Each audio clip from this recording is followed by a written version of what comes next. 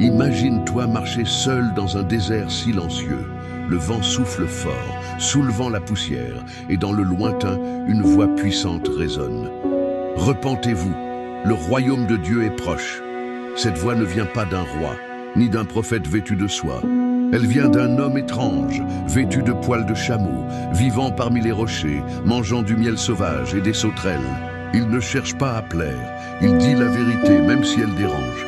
Et cette vérité va l'emmener jusqu'à la prison, et même à la mort.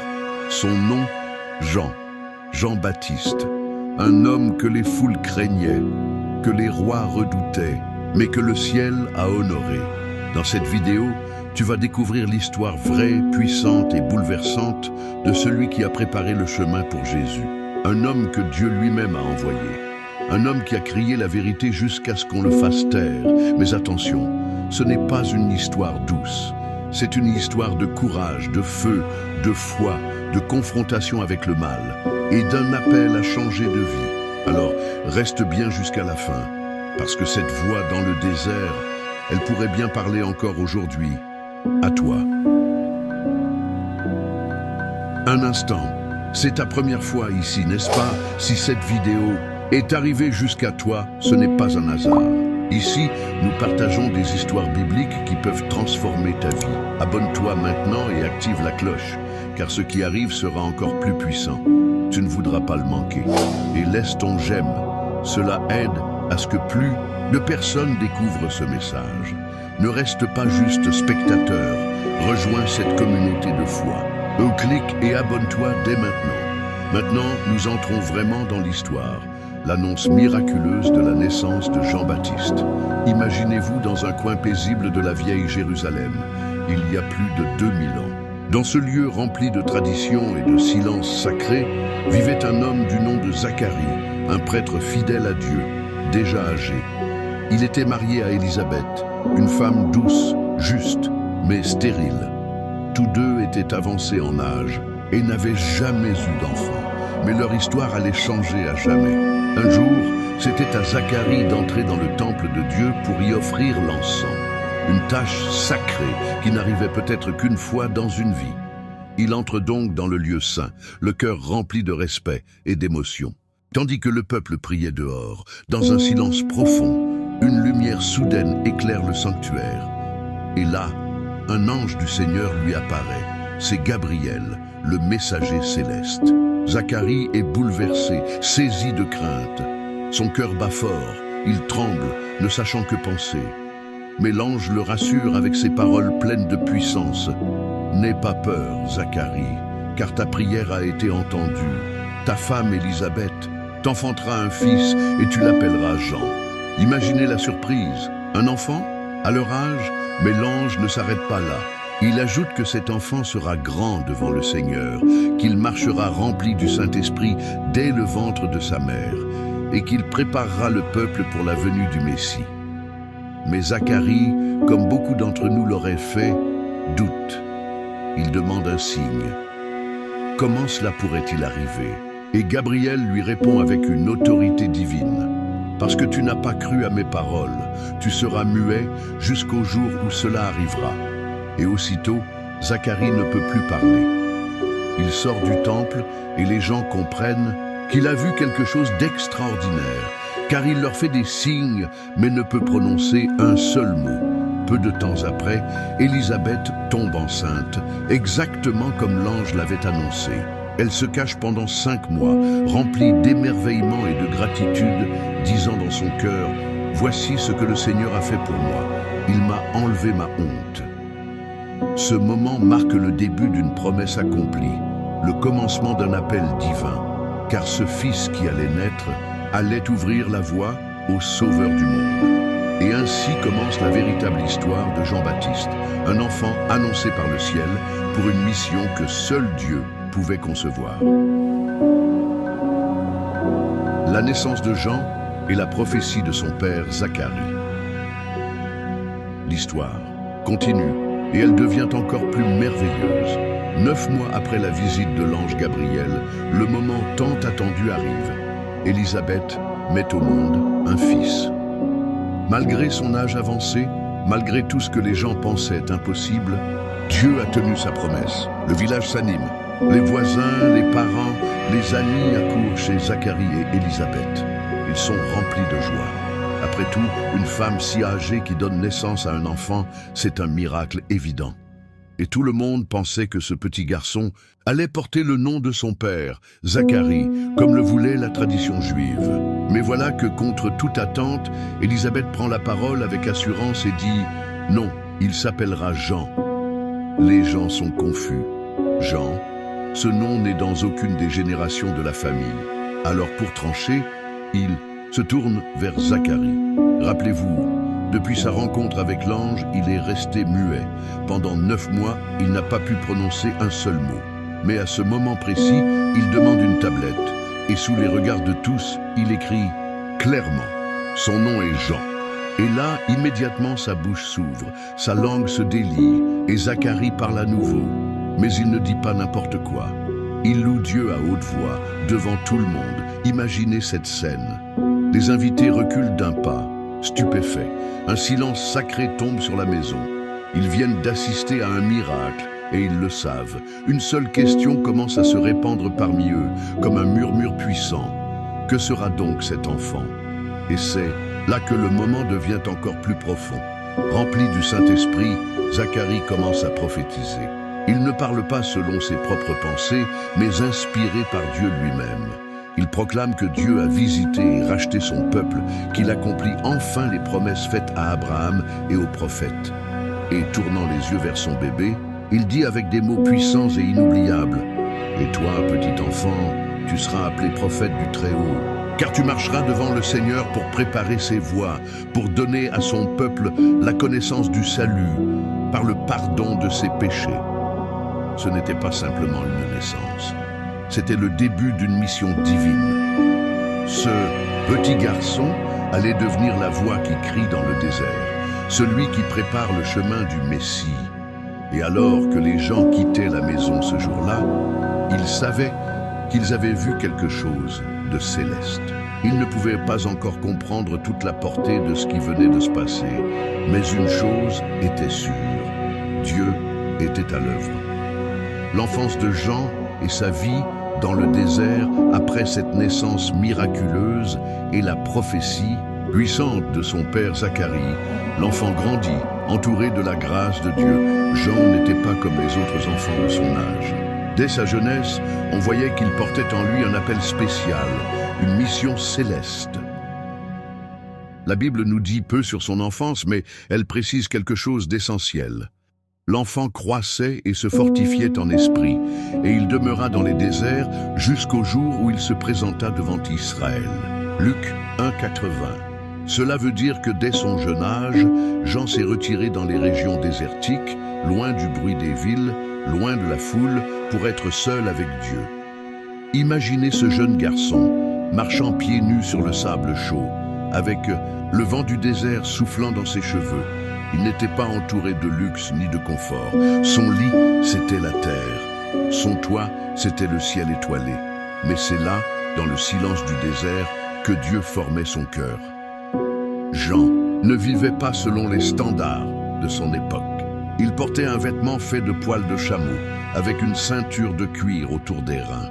Il se nourrissait de choses simples, des sauterelles et du miel sauvage. Et pourtant, il était l'un des hommes les plus grands que Dieu ait jamais appelés. Pourquoi Dieu l'a-t-il conduit dans le désert? Parce que c'est dans le désert que l'on entend la voix de Dieu sans distraction. C'est dans le désert que Jean a appris à écouter, à obéir, à se détacher des choses du monde. Il n'était pas influencé par la politique, les richesses ou les plaisirs. Son cœur était entièrement tourné vers le ciel.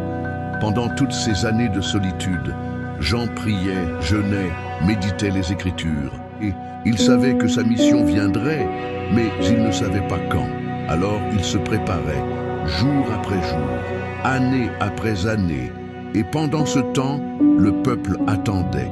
Les cieux semblaient silencieux depuis des siècles. Aucun prophète n'avait eu parlé depuis Malachie.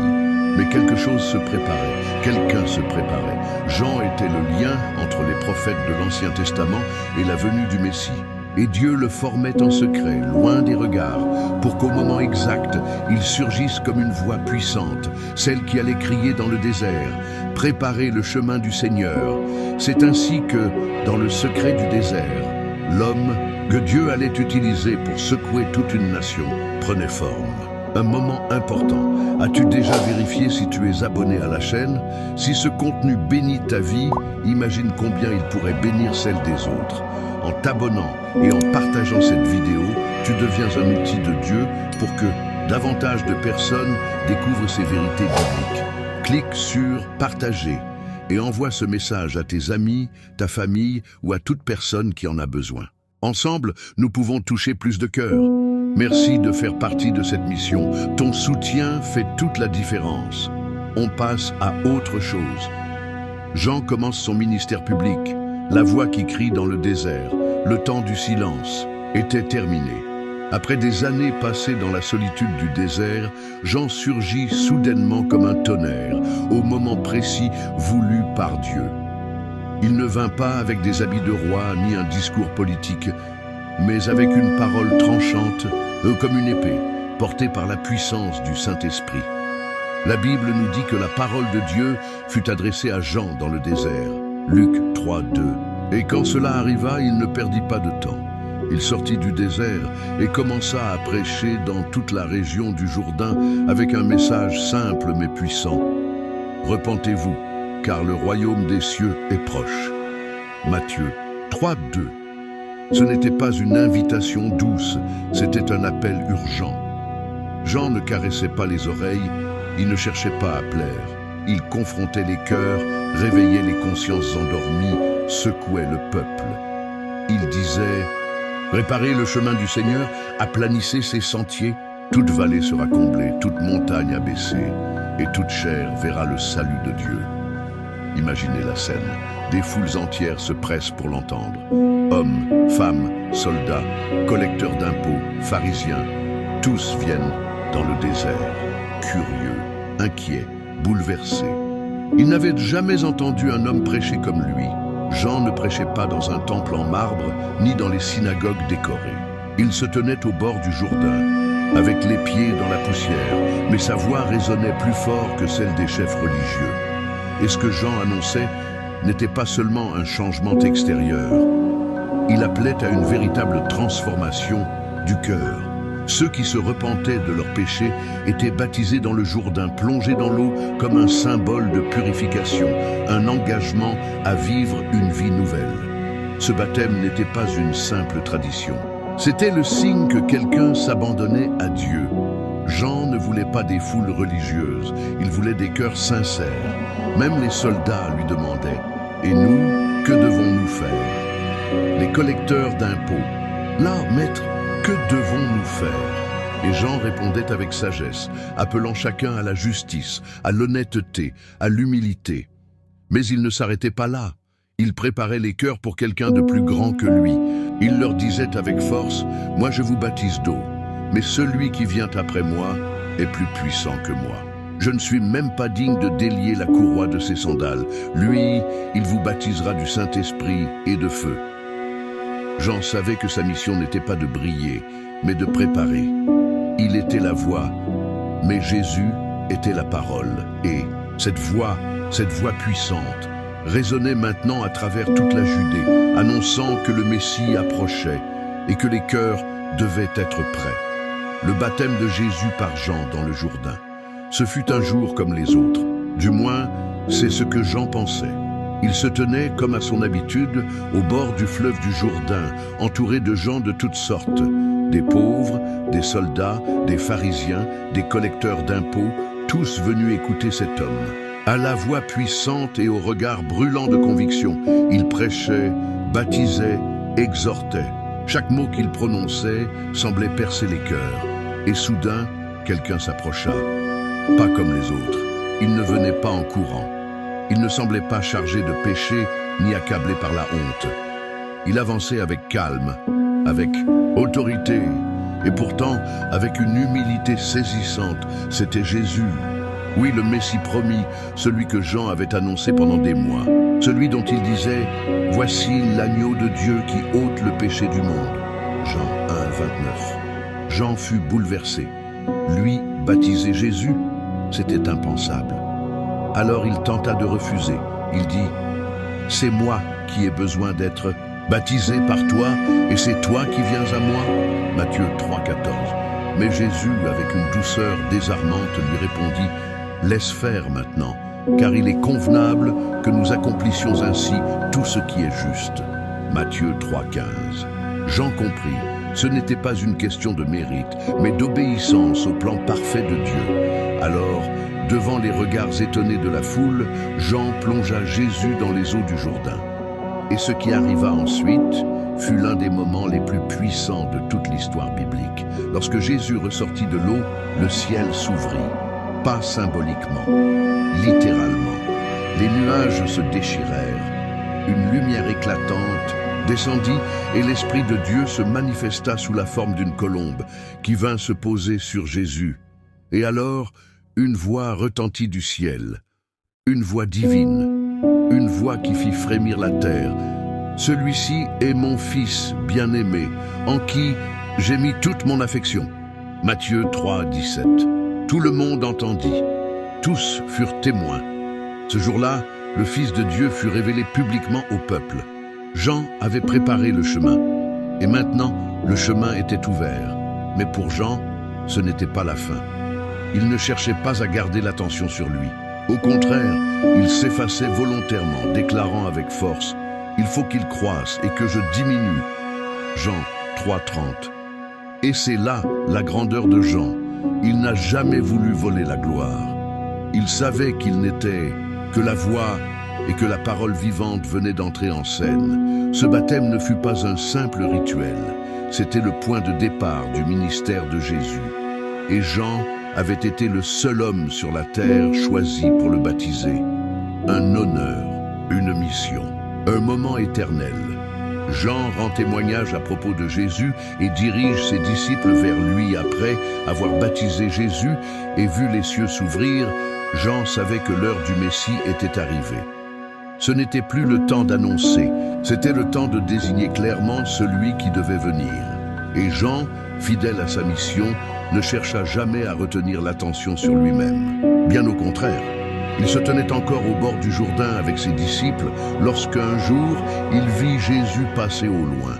Il s'arrêta net, leva le bras et déclara avec une voix qui portait « Voici l'agneau de Dieu, qui ôte le péché du monde ».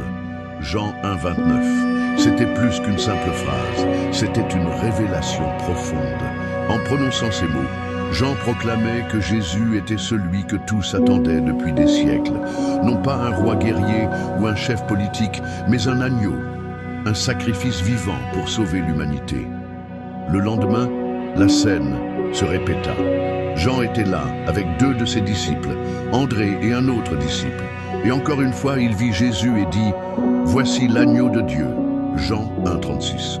Mais cette fois, les disciples ne restèrent pas avec Jean. Ils le regardèrent, puis regardèrent Jésus, et ils décidèrent de le suivre. Et Jean ne s'y opposa pas. Il ne chercha pas à les retenir. Il ne fut pas jaloux. Il ne se sentit pas abandonné. C'est ce qu'il avait toujours voulu. Il savait que sa mission était d'ouvrir le chemin, pas de devenir le centre. Il leur avait souvent dit « Moi, je ne suis pas le Christ. Je suis simplement la voix de celui qui crie dans le désert. Préparez le chemin du Seigneur. » Jean 1, 23. Jean comprenait quelque chose que peu d'hommes acceptent. Le vrai service à Dieu, c'est de disparaître pour que Jésus apparaisse. C'est pourquoi, lorsqu'on vint lui dire que les foules allaient maintenant vers Jésus, Jean répondit avec une sagesse divine, « L'ami de l'époux, celui qui se tient là et qui l'écoute, se réjouit vivement à cause de la voix de l'époux. Cette joie, je l'ai pleinement. Il faut qu'il croisse et que je diminue. » Jean 3, 29, 30. Quelle grandeur d'âme! Jean n'était pas là pour construire un empire, ni pour garder une foule, ni pour devenir célèbre. Il était là pour pointer du doigt le Sauveur, pour préparer des cœurs à recevoir Jésus. Et quand il vit ses propres disciples suivre le Christ, il sut que sa mission avançait. Il avait accompli ce que Dieu lui avait confié, rendre témoignage de la lumière. À partir de ce moment, Jean continua à prêcher, mais toujours en s'effaçant. Il savait que le centre de l'histoire, désormais, c'était Jésus. L'agneau de Dieu était là, et tout allait changer. Jean est arrêté. Pour avoir dit la vérité à Hérode, l'histoire prend alors un tournant plus sombre, mais profondément marquant. Jean, l'homme du désert, la voix puissante qui réveillait les consciences, n'avait peur de rien ni de personne. Il prêchait la vérité, même si cela devait lui coûter cher. À cette époque, Hérode Antipas, gouverneur de la Galilée, régnait avec autorité. Il vivait dans le luxe et l'arrogance, mais il avait un point faible, son péché caché. Hérode avait pris pour femme Hérodiade, l'épouse de son propre frère, ce qui était clairement contraire à la loi de Dieu. Jean, fidèle à sa mission, ne se tue pas.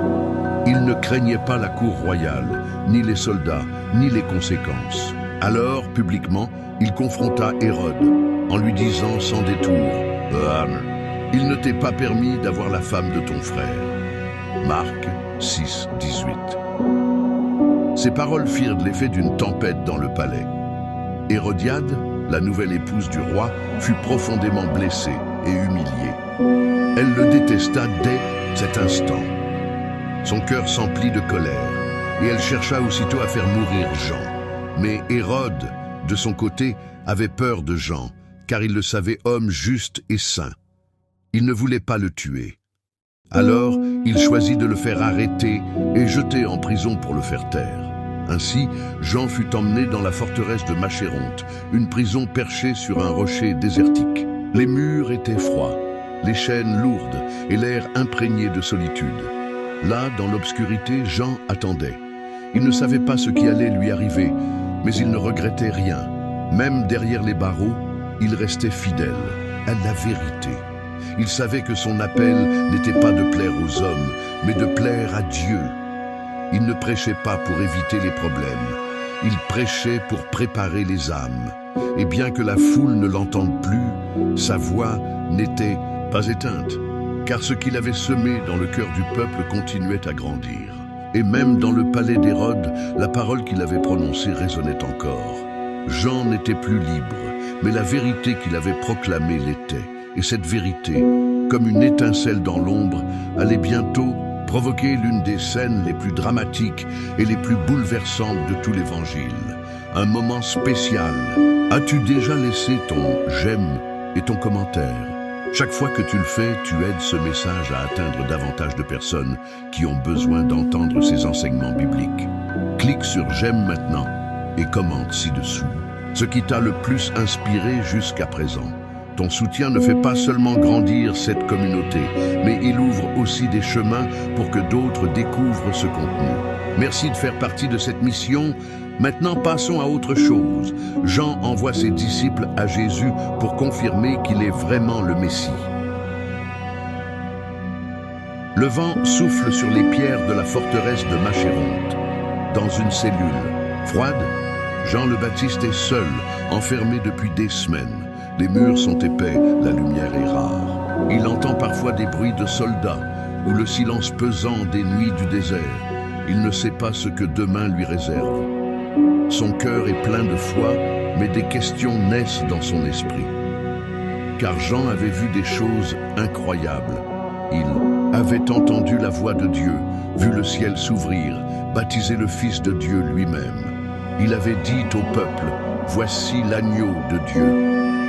Mais maintenant, dans cette obscurité, sans liberté, sans nouvelles précises de ce que Jésus faisait, le doute tente de s'introduire. Et Jean fait ce que tout homme honnête et spirituel ferait. Il cherche la confirmation auprès de la source. Alors, il appelle 2 de ses disciples, hommes fidèles, qui lui rendent visite. Et il leur confie une mission très importante. Il leur dit, « Allez vers Jésus et demandez-lui, « Es-tu celui qui doit venir ou devons-nous en attendre un autre ?» Luc 7, 19. Les disciples obéissent immédiatement. Ils parcourent des kilomètres, traversent vallées et villages, jusqu'à ce qu'ils trouvent Jésus au milieu de la foule, guérissant, enseignant, entouré de malades et de pauvres. Ils s'approchent avec respect et devant tout le monde, ils posent la question que leur maître leur a confiée. Jésus les regarde. Il ne répond pas tout de suite par des mots. Il agit. Sous les yeux des envoyés de Jean, Il guérit des aveugles, redonne la marche aux boiteux, purifie des lépreux, rend l'ouïe aux sourds, ressuscite un mort et annonce la bonne nouvelle aux pauvres. Une scène de puissance et de compassion. Puis, Jésus se tourne vers les disciples de Jean et leur dit avec calme: « Allez rapporter à Jean ce que vous avez vu et entendu. Les aveugles voient, les boiteux marchent, les lépreux sont purifiés, les sourds entendent, les morts ressuscitent. La bonne nouvelle est annoncée aux pauvres. Heureux celui pour qui je ne serai pas une occasion de chute. » Luc 7, 22-23. Pas de discours compliqué, des faits, des preuves. Jésus répond par les œuvres que les prophètes avaient annoncées, notamment le prophète Ésaïe. C'est comme s'il disait: « Dis-lui que tout ce qu'il a cru est vrai, tout ce qu'il a annoncé s'accomplit. » Les disciples repartent, le cœur rempli d'émotion, prêts à transmettre à Jean un message vivant, une réponse qui dépasse toutes les paroles. Et pendant qu'ils repartent, Jésus s'adresse à la foule autour de lui. Il commence à parler de Jean, non pour le rabaisser, mais pour l'élever. Il leur dit: « Qu'êtes-vous allé voir au désert? Un roseau agité par le vent? Non, un prophète. Et je vous le dis, plus qu'un prophète, car c'est de lui qu'il est écrit: « Voici, j'envoie mon messager devant ta face pour préparer ton chemin devant toi. » Luc 7, 24-27. Et il ajoute cette parole puissante: « Parmi ceux qui sont nés de femmes, il n'en a pas existé de plus grand que Jean. » Luc 7, 28. Même dans le doute, Jean est honoré. Même dans la prison, il est reconnu comme le plus grand. Pourquoi? Parce qu'il a obéi, parce qu'il a préparé le chemin, parce qu'il a annoncé la vérité, même quand cela lui a coûté la liberté. Ce moment montre que même les plus forts peuvent connaître l'épreuve, mais que la foi trouve toujours sa réponse quand elle se tourne vers Jésus. Et Jean, en recevant ces paroles, a dû sourire dans l'ombre de sa cellule. Il savait alors que le royaume avançait, que la lumière brillait, même s'il ne la voyait plus de ses propres yeux. La mort de Jean-Baptiste, une fin tragique mais glorieuse. L'ombre tombe lentement sur la forteresse de Machéronte. Les murs sont froids, le vent souffle sec dans les couloirs de pierre. Dans une cellule, seul, Jean le Baptiste attend. Il ne sait pas que son dernier jour est arrivé. Mais le ciel, lui, le sait. Au palais d'Hérode Antipas, pendant ce temps, la musique résonne, les rires fusent, les coupes de vin circulent. C'est l'anniversaire du roi. Toute la noblesse est là. Militaires, chefs, amis de la cour, un grand festin a été préparé et l'atmosphère est à la fête. Mais au cœur de cette célébration brillante, un plan sombre se tisse. Hérodiade, la femme d'Hérode, n'a pas oublié. Elle n'a jamais pardonné à Jean de l'avoir dénoncé publiquement pour son union illégitime avec le roi. Elle attendait son moment.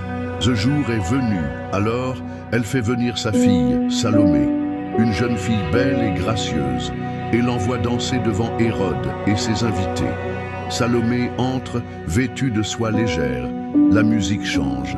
Elle danse, lentement, élégamment. Tous les regards sont fixés sur elle. Même Hérode est séduit. Il en oublie tout. Son cœur, son jugement, sa raison. Quand la danse s'arrête, le roi, pris dans l'ivresse et l'émotion, s'écrie devant tout le monde: « Demande-moi ce que tu veux, et je te le donnerai, même la moitié de mon royaume. » Marc 6, 23. Salomé sourit, s'incline, puis va discrètement consulter sa mère. Hérodiade ne perd pas une seconde. Elle murmure à sa fille: « Demande la tête de Jean le Baptiste sur un plat. » Marc 6, 24. Salomé revient, s'avance vers le roi, et avec une voix douce mais ferme, elle dit: « Je veux que tu me donnes tout de suite sur un plat la tête de Jean le Baptiste. » Un silence glacé tombe dans la salle. Hérode est troublé, choqué, piégé. Il ne veut pas faire cela car il sait que Jean est un homme juste et il le respectait, même en prison. Mais il a parlé devant tout le monde, il a juré, il ne veut pas perdre la face. Alors, à contre-cœur, il fait signe au bourreau. Dans la cellule, Jean entend des pas, il voit une torche, un soldat entre. Jean se lève, calme, il ne crie et bat, il ne supplie pas. Il sait que son heure est venue. Il a préparé les autres à mourir pour la vérité. Il le fera le premier. En quelques instants, Jean le Baptiste, le plus grand né d'une femme, le prophète du désert, la voix qui annonça le Messie, est exécuté. Sa tête est apportée sur un plat, comme un trophée macabre, offerte à une jeune fille, puis remise à une femme remplie de haine. Mais ce qu'Hérode et Hérodiade ne savaient pas, c'est qu'en croyant faire taire Jean, ils ont gravé son témoignage dans l'éternité. Peu après, les disciples de Jean vinrent chercher son corps. Ils l'enveloppèrent avec respect, le portèrent hors de la forteresse et lui donnèrent une sépulture digne, avec des larmes, mais aussi avec une profonde paix. Et ils allèrent raconter tout cela à Jésus. Et Jésus lui-même se retira dans un lieu désert, attristé et touché par la mort de son précurseur. Car Jean n'était pas seulement le messager, il était aussi l'ami de l'époux. Et jusqu'à aujourd'hui, l'écho de sa voix traverse les siècles. Préparez le chemin du Seigneur, car même si on peut faire taire la voix d'un homme, on ne peut jamais faire taire la vérité qu'il a portée. L'héritage éternel de Jean-Baptiste, un homme, une mission, une mémoire vivante. La voix de Jean le Baptiste s'est tue dans le désert. Mais son message, lui, ne mourra jamais. Car même après sa mort tragique, l'impact de sa vie continue de résonner dans les évangiles et dans les cœurs de ceux qui cherchent Dieu. Jean n'était plus là. Son corps avait été mis au tombeau par ses disciples, avec dignité. Mais le souvenir de ses paroles brûlait encore, comme une flamme vive dans la mémoire de tous ceux qui l'avaient entendu. Et Jésus lui-même, après avoir appris la nouvelle de sa mort, se retira à l'écart, dans un lieu désert. Il était profondément ému, car Jean n'était pas un homme comme les autres. Il était le dernier des prophètes de l'Ancienne Alliance, le lien vivant entre l'attente et l'accomplissement. Et Jésus, devant une foule attentive, a parlé de lui avec une autorité et un respect que peu ont reçus dans les Écritures. Il leur dit: « Qu'êtes-vous allés voir dans le désert ? Un roseau agité par le vent. Un homme vêtu d'habits somptueux? Non, vous êtes allés voir un prophète. Et je vous le dis, plus qu'un prophète. » Luc 7, 24, 26. Puis il ajouta cette déclaration extraordinaire, gravée dans l'Évangile. Parmi ceux qui sont nés de femmes, il n'en a point paru de plus grand que Jean-Baptiste. Luc 7, 28. Quel honneur, quel témoignage venant du Messie lui-même. Jean n'a jamais accompli de miracle, il n'a jamais écrit de livre, il n'a pas fondé d'église. Mais il a obéi, il a préparé, il a annoncé, il a pointé vers Jésus et non vers lui-même. Voilà ce qui fait sa grandeur. Et même après sa mort, son exemple continue d'enseigner. Il nous montre que la fidélité compte plus que la popularité. Dire la vérité coûte parfois très cher, mais c'est le chemin de ceux que Dieu approuve. Le but de notre vie n'est pas de briller pour nous-mêmes, mais de refléter celui qui est la lumière. Aujourd'hui encore, quand on lit son histoire, on est frappé par sa force intérieure, par son humilité, par sa passion pour la justice. Jean a vécu dans le désert, loin des projecteurs. Il s'est nourri de choses simples. Il a prêché sans peur. Il a dénoncé le péché même chez les puissants. Il a été une voix, mais une voix que Dieu a utilisée pour bouleverser son époque. Et c'est ainsi qu'il est entré dans l'histoire. Non comme un roi, non comme un chef militaire, mais comme un serviteur fidèle. Sa mission? Préparer le chemin du Seigneur. Sa récompense? Être reconnu par le Seigneur lui-même et son héritage. Il vit encore aujourd'hui, chaque fois qu'une voix s'élève pour dire « Repentez-vous, car le royaume de Dieu est proche ». Car Jean le Baptiste a peut-être perdu sa tête, mais il n'a jamais perdu sa vision. Et c'est pour cela que son nom restera gravé à jamais dans le cœur de ceux qui aiment la vérité. Avant de terminer, assure-toi que tu es déjà abonné à la chaîne. En le faisant, tu ne recevras pas seulement plus de contenu pour enrichir ta foi, mais tu aideras aussi ce message à atteindre beaucoup d'autres personnes qui en ont besoin. Active la cloche pour ne pas manquer nos prochaines vidéos et partage ce contenu pour faire partie de cette mission de foi et d'espoir. Merci pour ton soutien. Ensemble, nous pouvons porter cette parole encore plus loin. Tu as vu ? L'histoire de Jean-Baptiste, ce n'est pas juste une vieille histoire de la Bible. c'est une histoire vivante, forte, qui nous parle encore aujourd'hui. Parce que Jean n'était pas là pour lui-même. Il était là pour avertir, préparer et surtout pour pointer du doigt Jésus. Et aujourd'hui, cette mission, elle continue. Alors, reste bien attentif, parce que la voix dans le désert ne s'est jamais vraiment tue. Elle continue de crier à travers les temps. Prépare ton cœur, le roi revient. Oui, Jésus revient. Et la même urgence que Jean annonçait il y a 2000 ans est encore là maintenant. Ne laisse pas cette histoire te sortir de l'esprit. Peut-être que Dieu t'appelle aussi à être une voix. Peut-être qu'il veut faire de toi quelqu'un qui prépare le chemin autour de toi. Alors, réfléchis bien et demande-toi, est-ce que mon cœur est prêt? Parce que Jean a tout donné pour que d'autres soient prêts. Que Dieu vous bénisse aujourd'hui et pour toujours. Rendez-vous dans la prochaine vidéo.